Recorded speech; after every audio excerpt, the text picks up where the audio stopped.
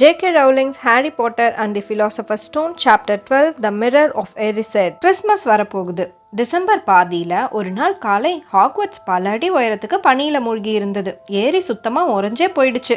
ஸ்னோபால்ஸ்க்கு மந்திரம் போட்டு அதை ப்ரொஃபசர் குரில்ல ஃபாலோ பண்ண வச்சு அவர் டர்பனை தாக்குனதுக்காக வீஸ்லிஸ் ட்வின்ஸ்க்கு பனிஷ்மெண்ட் கொடுத்திருந்தாங்க. பனிக்காத்த சமாளிச்சு எப்படியோ போஸ்ட் டெலிவரி பண்ண வந்த ஆந்தைகள் ஹாக்ரிடோட மருத்துவத்துல மறுபடியும் திரும்பி பறந்து போக தயாரா இருந்தன. எல்லாரும் ஹாலிடே ஸ்டார்ட் ஆக போற ஜோர்ல இருந்தாங்க. கிரிஃபெண்டோர் காமன் ரூம்லையும் கிரேட் ஹால்லையும் குளிர சமாளிக்கிறதுக்காக எரியூட்டப்பட்டிருந்த நெருப்பு சுடர்விட்டு எரிஞ்சிச்சு. பனியில வறண்டு போன காரிடார்ஸ் ஐஸ் கட்டியாவே மாறிடுச்சோன்னு சந்தேகமா இருந்தது. மோசமா அடிச்ச குளிர்காத்துல கிளாஸ் ரூம் ஜன்னல் படபடன்னு அடிச்சுக்குச்சு. எல்லாத்தையும் விட மோசம் என்னன்னா நிலவரையில நடந்த ப்ரொஃபசர் ஸ்னேப்போட கிளாஸ் தான். தாங்க முடியாத குளிர்ல தன்னோட மூச்சு காத்தையே கண் கொண்டு பார்க்க முடிஞ்சிச்சு. அதனால ஸ்டூடெண்ட்ஸ் எல்லாம் அடுப்பு மேல இருந்த கால்ரன் கிட்ட எவ்வளோ முடியுமோ அவ்வளோ ஒட்டி நின்றுக்கிட்டாங்க. ஒரு போர்ஷன்ஸ் கிளாஸ் அப்போ வீட்டுக்கு வேண்டாதவங்கெல்லாம் கிறிஸ்மஸ்க்கு கூட வீட்டுக்கு போக முடியாம ஹாக்வர்ட்ஸ்லயே தங்க போறதை நினைச்சா எனக்கு ரொம்ப வருத்தமா இருக்கு அப்படின்னு டிராக்கோ மால்ஃபாய் சொல்லிக்கிட்டு இருந்தான். அவன் குறிப்பா ஹாரியை பார்த்து தான் அதை சொன்னான். அதை கேட்டு கிராப் அண்ட் காயல் வாய்க்குள்ளேயே சிரிச்சுக்கிட்டானுங்க. ஆனா ஹாரி இதெல்லாம் கண்டுக்காம போர்ஷன் செய்ய தேவையான லைன் ஃபிஷ்ஷோட முள் பொடியை அளந்து எடுத்துக்கிட்டு இருந்தான். குவிட்டிச் மேட்ச் முடிஞ்சதுல இருந்தே மால்ஃபாய் கொஞ்சம் கடுப்பாக தான் சுற்றிக்கிட்டு இருக்கான். நெக்ஸ்ட் மேட்ச்ல ஹாரிக்கு பதிலாக ஒரு மரத்தவளை சீக்கிரம் விளையாட போறதா சொல்லி எல்லாரையும் சிரிக்க வைக்க முயற்சி பண்ணினான். ஆனால் யாருமே அதை என்ஜாய் பண்ணலன்னு சொல்லி சீக்கிரமே அவனுக்கு புரிஞ்சிடுச்சு. ஏன்னா கட்டுப்பாட்டில் இல்லாத ப்ரூம்ஸ்டிக்ல இருந்து கீழே விழுந்துடாம ஹாரி சமாளிச்சதை பார்த்து எல்லாரும் வியந்து போய் தான் இருந்தாங்க. அதனால மால்ஃபாயோட பொறாமையும் கோபமும் ஹாரிக்கு ஒரு ப்ராப்பரான ஃபேமிலி இல்லைங்கிறது மேல திரும்பிச்சு. ஆனால் அவன் சொன்னது உண்மைதான். ஹாரி கிறிஸ்மஸ்க்காக ப்ரைவேட் ட்ரைவ் போறதில்ல. ப்ரொஃபசர் மெகோனகல் சரியாக ஒரு வாரத்துக்கு முன்னாடி ஹாலிடேஸ்க்கு வீட்டுக்கு போகாமல் யாரெல்லாம் ஹாக்வர்ட்ஸ்லேயே தங்க போகிறாங்கன்னு லிஸ்ட் எடுத்தப்போ ஹாரி ஆளாக சைன் பண்ணி கொடுத்தான். அவனுக்கு அதுக்காக எந்த வருத்தமும் இல்லை. சொல்லப்போனால் இதுக்கு முன்னாடி அவன் கொண்டாடின கிறிஸ்மஸை விட இதுதான் பெஸ்ட்டாக இருக்க போகுதுன்னு அவன் நினச்சான். கூடவே மிஸ்டர் அண்ட் மிஸ்ஸஸ் வீஸ்லி சார்லியை பார்க்குறதுக்காக ரொமேனியா போகிறதால ரான் அவனோட அண்ணன்களும் கூட ஹாக்வர்ட்ஸில் தான் தங்க போகிறாங்க. போர்ஷன்ஸ் கிளாஸ் முடிஞ்சு எல்லாரும் நிலவரையிலிருந்து வெளியில வந்தப்போ ஒரு மிகப்பெரிய கிறிஸ்மஸ் ட்ரீ காரிடார் அடைச்சு நின்றுட்டு இருந்தது. மரத்தடியில 2 மிகப்பெரிய கால்களும் உரத்த மூச்சு காத்து சத்தமும் ஹாக்ரிட் தான் அதுக்கு பின்னாடி இருக்காருன்னு யாரும் சொல்லாமலே தெரிஞ்சிச்சு. ஹாய் ஹாக்ரிட், ஏதாவது ஹெல்ப் வேணுமா அப்படின்னு ஒரு மரக்கிளை வழியா ரான் எட்டி பார்த்து கேட்டதும் I'm all right thanks Ron அப்படின்னு ஹாக்ரிட் பதில் சொன்னாரு. வழிய விடுறீங்களா அப்படின்னு மால்ஃபாயோட இழுவையான குரல் அவங்க பின்னாடில இருந்து கேட்டது. என்ன வீஸ்லி, காசு சம்பாதிக்க பாக்குறியா? ஹாக்வர்ட்ஸ்ல இருந்து கிளம்பின அப்புறம் நீ கேம் கீப்பரா மாறிடுவேன்னு நினைக்கிறேன். உன் குடும்பம் தங்கி இருக்கிற வீட்டை கம்பேர் பண்ணா ஹாக்ரிடோட குடிசை உனக்கு அரண்மனை மாதிரி இருக்குமே. சரியா ரான் டைவ் அடிச்சு மால்ஃபாய் மேல பாய போன அதே நேரம் படிக்கட்டுல இருந்து இறங்கி வந்துகிட்டு இருந்த ஸ்னேப் வீஸ்லி அப்படின்னு கத்துனதும் மால்ஃபாய் ரோப்ஸை பிடிச்சிருந்த ரான் டக்குன்னு விலகி போனான். மரத்துக்கு பின்னாடி இருந்து தாடியும் மீசையுமா எட்டி பார்த்த ஹாக்ரிட் மால்ஃபாய் அவனோட குடும்பத்தை அவமானப்படுத்தினான், அதனாலதான் ப்ரொஃபசர் அப்படின்னு சொன்னதும் எப்படி இருந்தாலும் சண்டை போடுறது ஹாக்வர்ட்ஸ் ரூல்ஸ்க்கு எதிரானது ஹாக்ரிட் அப்படின்னு ஸ்னேப் அழுங்காம சொல்லிட்டு வீஸ்லி சார்பா கிரிஃபெண்டோர்ஸ்ல இருந்து 5 பாயிண்ட்ஸ் எடுக்கிறேன், இதோட போச்சுன்னு சந்தோஷப்படு, முதல்ல எல்லாரும் இங்கிருந்து தள்ளி போங்க. உடனே மால்ஃபாய், கிராப் அண்ட் காயில் 3 பேரும் மரத்தை இடிச்சிட்டு தள்ளி போனதுல டெக்கரேஷனுக்காக இருந்த நீடில் செதறி கொட்டுச்சு. ஒரு நாள் இவன் என் கையில மாட்டுவான் அப்படின்னு பல்ல கடிச்சிக்கிட்டே ரான் மால்ஃபாய் போன திசையை பார்த்து சொல்லிக்கிட்டு இருந்தான். எனக்கு மால்ஃபாயும் பிடிக்கல ஸ்னேப்பையும் பிடிக்கல அப்படின்னா Harry. Come on cheer up, it's Christmas time அப்படின்னு சொன்ன ஹாக்ரிட் என் கூட வாங்க, கிரேட் ஹால் எப்படி இருக்குதுன்னு காட்டுறேன் அப்படின்னு கூட்டிட்டு போனாரு. 3 பேரும் ஹாக்ரிடை பின்தொடர்ந்து போனாங்க. கிரேட் ஹாலில் ப்ரொஃபசர் மெகானகலும் ப்ரொஃபசர் ஃப்ளிட்விக்கும் கிறிஸ்மஸ் டெக்கரேஷன்ஸில் பிஸியாக இருந்தாங்க. ஹாக்ரிட், கடைசி மரத்தை கொண்டு வந்துட்டியா? அதை அந்த மூலையில் வச்சிடுறியா? கிரேட் ஹால் பார்க்க அற்புதமாக இருந்தது. சுவரெல்லாம் கூட அலங்கரிச்சிருந்தாங்க. கிட்டத்தட்ட 12 கிறிஸ்மஸ் ட்ரீஸாவது நின்றுட்டு இருந்திருக்கும். ஒவ்வொன்னையும் ஒவ்வொரு மாதிரி அலங்கரிச்சிருந்தாங்க. ஹாலிடேஸ் தொடங்குறதுக்கு இன்னும் எத்தனை நாள் இருக்குன்னு கேட்டாரு ஹாக்ரிட். இன்னும் 1 நாள் தான் அப்படின்னு சொன்ன ஹெர்மாயினி இப்பதான் ஞாபகம் வருது, ஹாரி ரான் லஞ்சுக்கு முன்னாடி ½ an hour டைம் இருக்கு, நாம லைப்ரரி போலான்னு சொன்னா. ஓகே போலாம் அப்படின்னு சொன்ன ரான் ப்ரொஃபசர் ஃப்ளிட்விக்கோட மந்திரக்கோல்ல இருந்து வெளிவந்த கோல்டன் பபிள்ஸ் கிறிஸ்மஸ் ட்ரீஸோட கிளைகளை அலங்கரிச்சுக்கிட்டு இருந்ததுல இருந்து கண்ணை எடுக்க முடியாம பதில் சொன்னான். லைப்ரரியா அப்படின்னு ஆச்சரியமா கேட்ட ஹாக்ரிட், அதுவும் ஹாலிடேஸ்க்கு முன்னாடியா? படிப்புல உங்களுக்கு அவ்வளோ ஆர்வமா?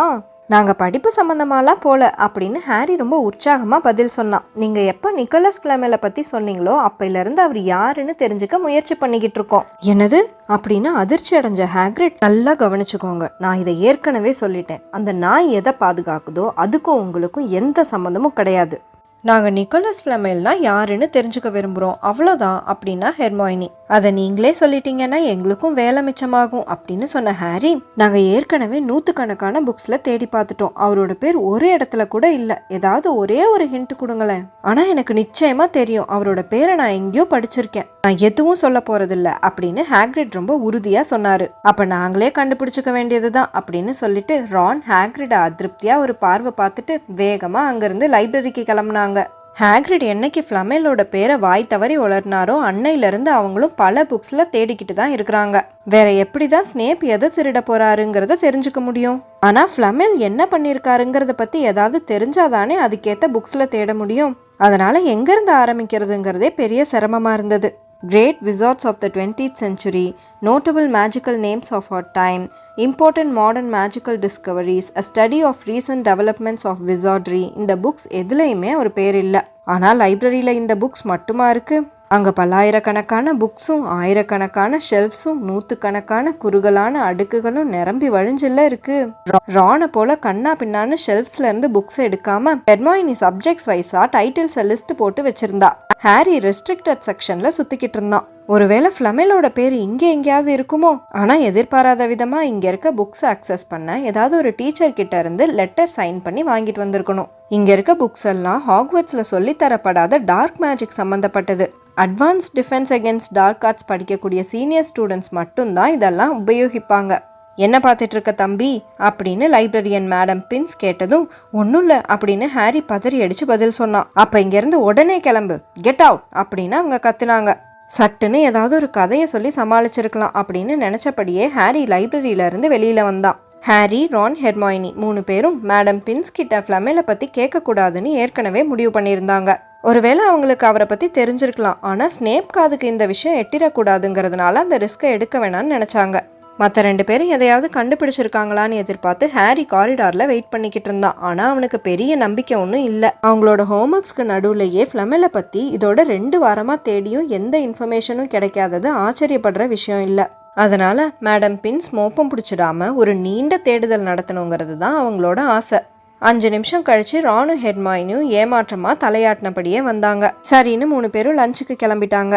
நான் வீட்டுக்கு போன அப்புறமும் நீங்கள் தேடுவீங்கல்ல, ஏதாவது தகவல் கிடைச்சா எனக்கு ஆந்தை அனுப்புங்க அப்படின்னா ஹெர்மாயினி. நீயும் உன் பேரண்ட்ஸ் கிட்ட ஃப்ளமெலை பற்றி தெரியுமான்னு கேட்டுப்பாரு, அவங்க கிட்ட கேட்கறது சேஃப் தான் நினைக்கிறேன். ரொம்பவே சேஃப், ஏன்னா அவங்க 2 பேரும் டென்டிஸ்ட் அப்படின்னா ஹெர்மாயினி. ஹாலிடே தொடங்கினதுலேருந்து ஹாரிக்கும் ரானுக்கும் ஃப்ளமெலை பற்றி யோசிக்கிறதுக்கு தாராளமாகவே டைம் கிடச்சிது.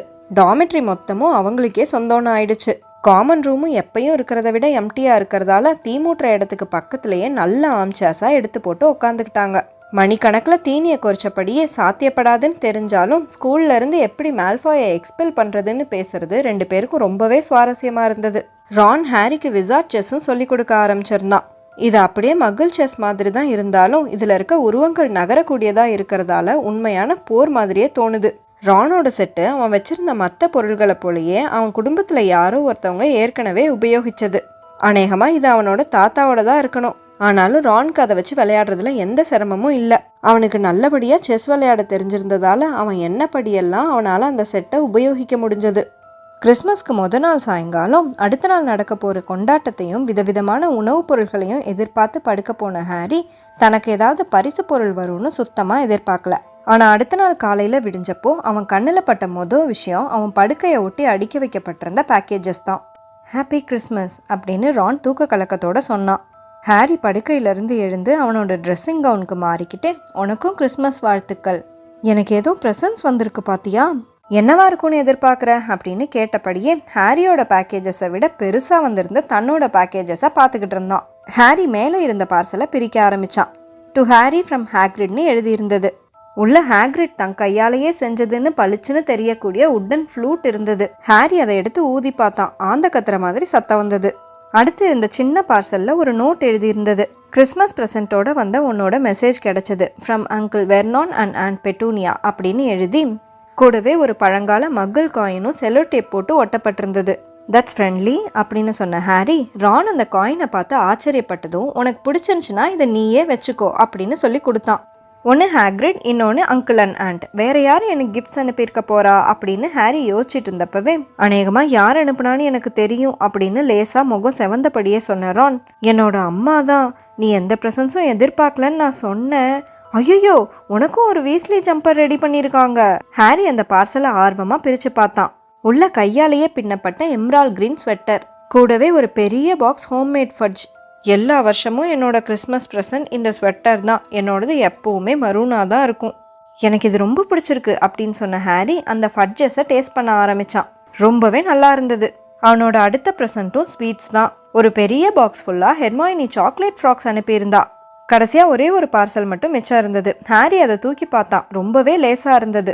ஹாரி அதை பிரித்து பார்த்தப்போ உள்ள ஏதோ திரவம் மாதிரி சில்வர் கிரே கலரில் வளைஞ்சு நெளிஞ்சு பளபளப்பான மடிப்புகளோட ஏதோ கீழே விழுந்தது. ரான் ஆச்சரியத்தில் வாயடைச்சு போனான். நான் இதை பற்றி கேள்விப்பட்டிருக்கேன் அப்படின்னு ஆச்சரியமும் அதிர்ச்சியுமா சொன்ன ரான் ஹெர்மாயினி அனுப்பின சாக்லேட் பாக்ஸை பொத்துன்னு கீழே போட்டான். ஒருவேளை இது நான் நினைக்கிறபடி இருந்ததுன்னா உண்மையாகவே இது ரொம்ப அரிதானது, ரொம்ப மதிப்பு மிக்கதும் கூட.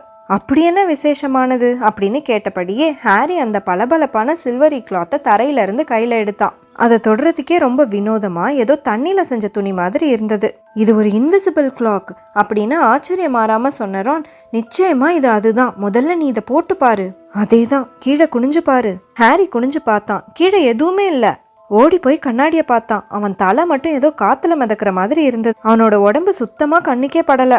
அவன் அந்த கிளாக்கு தலையோட சேர்த்து போத்திக்கிட்டான். இப்ப சுத்தமா அவனோட உருவம் கண்ணாடியில தெரியல. இதுல ஒரு நோட் இருக்கு அப்படின்னு ரான் சட்டுன்னு சொன்னான். ஹாரி அந்த கிளாக்கை கழட்டினபடியே அந்த லெட்டரை வாங்கி படிக்க ஆரம்பிச்சான். நேர்த்தியான, அவனுக்கு இதுவரை அறிமுகம் இல்லாத கையெழுத்து.